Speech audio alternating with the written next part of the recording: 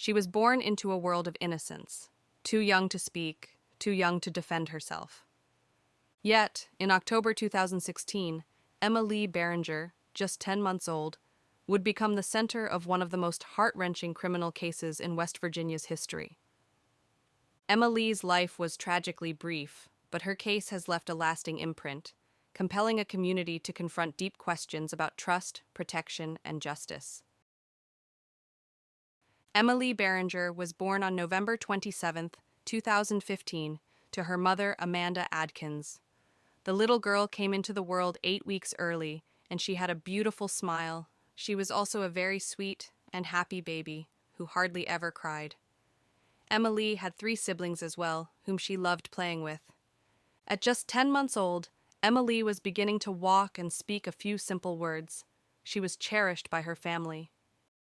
In the summer of 2016, her mother, Amanda, relocated Emmaleigh and her 4 siblings from Maryland to West Virginia, seeking a fresh start. Amanda had determined that their previous home near Baltimore was unsafe for raising children, and believed West Virginia offered a more secure environment for her family. Shortly after moving to West Virginia, Amanda met Benji Taylor, a 30-year-old man. Benji quickly charmed her, appearing to be a kind and attentive individual. He consistently sought Amanda's company, and he seemed to develop a positive relationship with her children. In August of 2016, Benji publicly expressed his affection for Amanda by posting a photograph of them kissing on his Facebook page, accompanied by the caption, "I'm so happy I met this girl." Shortly thereafter, on September 7th, he updated his Facebook profile to reflect his new relationship with Amanda Lee Adkins. To those around them, the couple appeared to be happy and in love. Only a few months after their initial meeting, Amanda permitted her new boyfriend to reside in her home with her 4 children. Benji did, however, have a criminal record, consisting of a past burglary charge and 2 related probation violations, though these were not considered particularly egregious. But that would all soon change. On the night of October 3rd, Amanda put her 3 eldest children to bed at approximately 9 p.m. Benji and Emmaleigh, still awake, remained in the living room downstairs. Several hours later, at roughly 4 a.m., Amanda awoke to the realization that Emmaleigh was missing from her crib. Driven by mounting concern, she began a thorough search of the house for her daughter, her worry intensifying as she realized Benji was also missing. Her initial search of the upper and main floors proved fruitless, leading Amanda to descend into the basement. There, a horrifying scene unfolded. She discovered her boyfriend, bare-chested and kneeling over her unclothed daughter with his pants undone. The basement was dimly lit, and Amanda struggled to understand the situation unfolding before her. Disoriented, she questioned Benji about his actions. He responded that he was drying Emmaleigh off. The explanation seemed illogical, prompting Amanda to ask why he would be drying her daughter at 5 a.m. in the basement. It was at that moment that Amanda noticed an abnormality in Emmaleig's face. She approached them both, and the horrifying truth became clear. Emmaleig's body was covered in blood. She was making a strange gurgling sound and was cold to the touch. Amanda grabbed her daughter in her arms and smacked Benji in the face. Then she ran upstairs to call 911. Amanda told the dispatcher that Emmaleigh was bleeding from her private area, and she believed that her daughter had been raped. During the call, the mother could be heard screaming at Benji and saying, "What the fuck were you doing? Why is she naked?" When first responders arrived at the home on Meadowlark Lane in Ripley, West Virginia, they found Amanda holding tiny, 10-month-old Emmaleigh, and the infant had a large amount of blood on her. A police officer would ask Benji to lift up his shirt, and when he did, they found a patch of blood on his stomach. He insisted that the blood stain must have been from when he'd picked Emmaleigh up. However, there was also blood on Benji's thigh, which appeared to have come from the infant. Emmaleigh was rushed to nearby Charleston Hospital, where she was pronounced brain dead. 2 days later, on October 5th, Amanda would make the difficult decision to switch off her daughter's life support, and little Emmaleigh was pronounced dead. Doctors at the hospital informed police that the little girl's traumatic injuries had likely been inflicted several hours prior. A later autopsy of her body confirmed that Emmaleigh had suffered extensive bleeding and that her injuries were consistent with being vaginally penetrated multiple times. She also had head injuries that suggested that Emmaleigh had either been thrown to the ground or slammed against a hard object. Her cause of death was the result of a skull fracture. At the scene, Benjamin Taylor was arrested and he was charged with first-degree sexual assault. Once Emmaleigh passed away in the hospital, he was charged with first-degree murder. He was held at the South Central Regional Jail on a $2 million bond. When questioned, Benji told deputies that he'd taken Emmaleigh to the basement that night, but soon after he'd blacked out, and the last thing that he remembered was doing the laundry. He told detectives that he consumed 8 beers that day between 2 p.m. and midnight. He mentioned experiencing blackouts approximately 10 times in the past, with durations that could range anywhere from 30 to 40 minutes up to 5 to 6 hours. However, he could not recall the specifics. Additionally, Benji claimed to have no memory of washing the infant's blood off of him in the sink. Amanda later recounted that she and Benji had consumed marijuana and alcohol that night. Nevertheless, a deputy stated that upon arrival at the scene, Benji did not appear to be significantly intoxicated. Additionally, an examination of Benji's phone revealed that he had been searching for and viewing legal pornography from 2:52 a.m. until approximately 3:17 a.m. on October 3, 2016, which was about 2 hours before Amanda discovered him near Emmaleig's body. Benji's phone records also showed that he made a 9-second call to a contact listed in his phone as home at approximately 4:54 a.m. This was 6 minutes prior to the first response team arriving on the scene.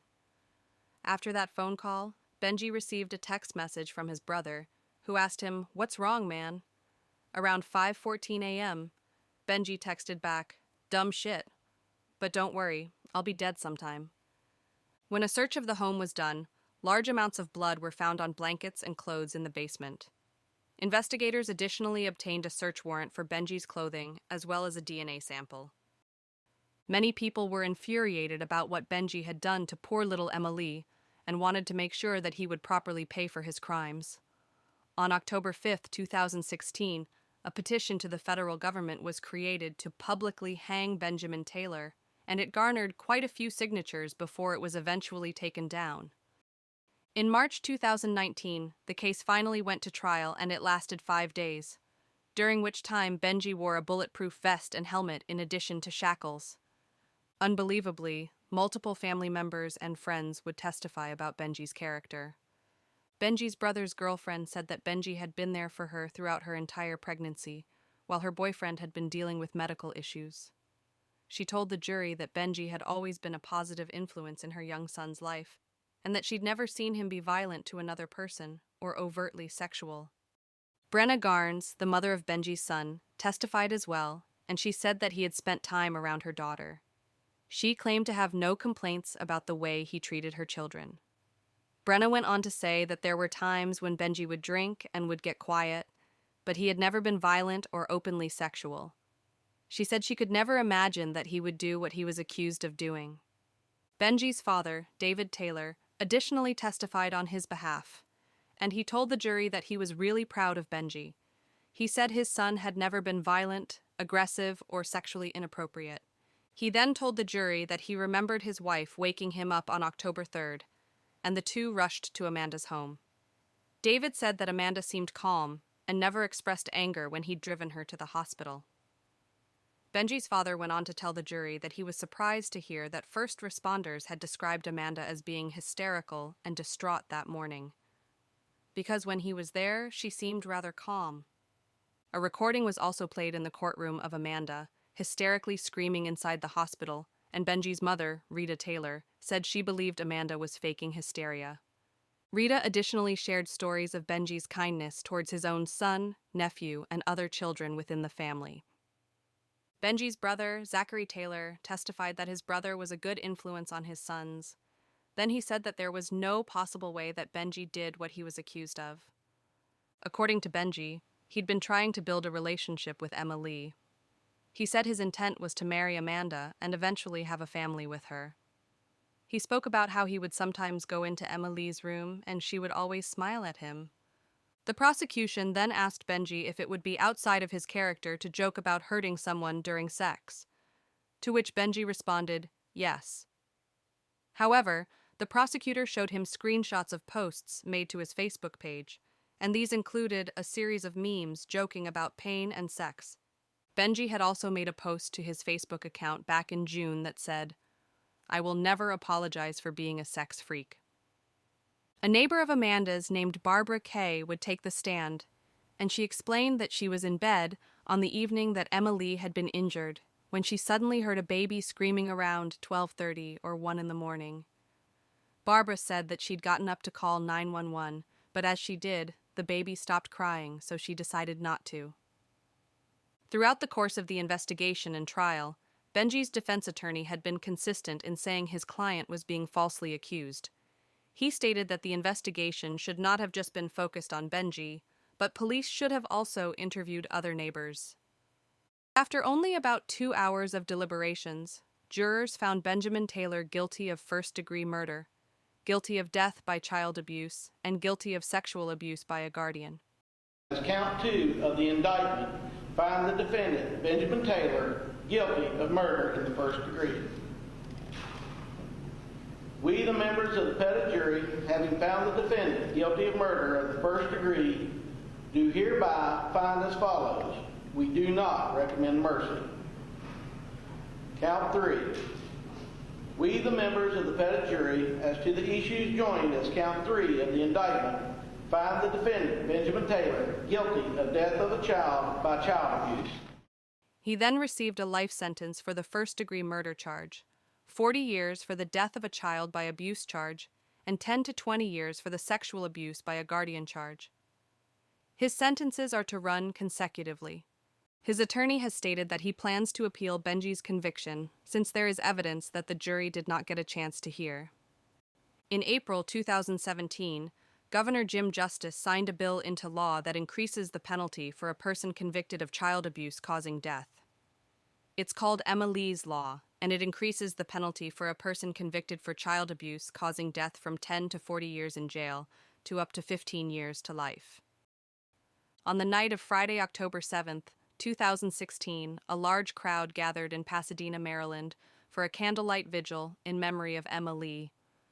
People from several communities gathered to show their love and support, and during this time, Emmaleigh's relatives also wore T-shirts with a photo of her on them. Emmaleigh Barringer's funeral was held at the McKeecully Poliniak Funeral Home in Pasadena, Maryland, on Sunday, October 16, 2016. Emmaleigh was then buried at Glen Haven Memorial Park in Glen Burnie. Today, we honor Emmaleigh by telling her story, confronting uncomfortable truths, and demanding better systems of protection. If this story moved you, please like, share, and subscribe to support awareness of infant abuse and child protection. If you suspect abuse, report it. If you see a red flag, speak up. Together, we can prevent future Emmaleighs from being silenced before they can speak.